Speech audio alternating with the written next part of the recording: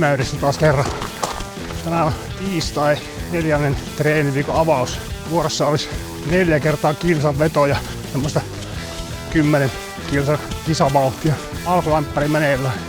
Kohta lähdetään vetämään. Eka veto tehty. Jotain 5-30 luokkaa. 90 sekuntia kävelypalautusta ja sitten pikkasen kireempää tahtia. Ja pitäisi mennä nousuvoittoisesti. Toka veto tehty 5 minuuttia 12 sekkaa. Taas pikku palauttelut. Ei kun kolmatta. Meni ehkä vähän liian kovaa se rehellisiä olla. Voi olla, että ei pysty kiristämään ihan hirveästi. Kolmas veto 5.02. Siitä huolimatta että autoilija pysäytti ja kysyi, että säikyttekö mua. Meni jokunen sekunti hukkaan siinä.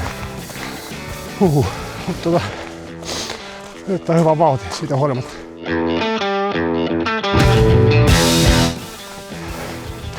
Se oli siinä. Oi.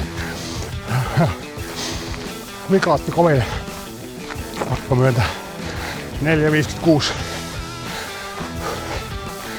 Oli vielä kivat mäet tossa. Oi. Rupee loputkin karstan irtoamaan keuhkoista. Mutta joo. Tavoite saavutettu. Joka kilsalla kiristystä. Mikä oli vaikea, mutta kiristyi kuitenkin. Mutta ihan jees. Nyt ollaan sykkeettä tasautua ja tässä semmonen reilu 1,5 kilsaa vielä kotiin on kaikessa rauhassa. Loppujäähyt tässä vielä ja tämän päivän treeni oli sit siinä. Ei muuta.